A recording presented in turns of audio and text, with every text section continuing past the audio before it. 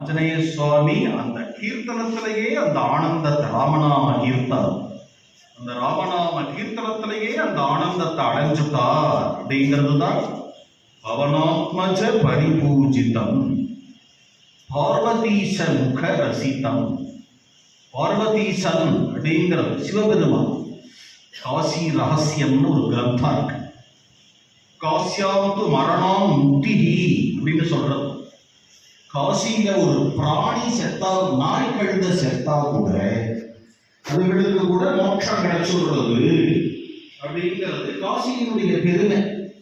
அயோத்தியா, மதுரா, மாயா, காசி, காஞ்சி, யவந்திகா, புரி, துவாரவதி செய்வ சப்தைதா மோட்சதாயிகான்னு சொல்றவங்க நம்ம 7 மோட்ச புரிய சொல்றோம்.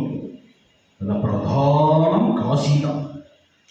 இந்த காசியில செத்துடுத்து அப்படின்னு சொன்னா மோட்சம் கிடைச்சிடும் அப்படிங்கிறதுக்கு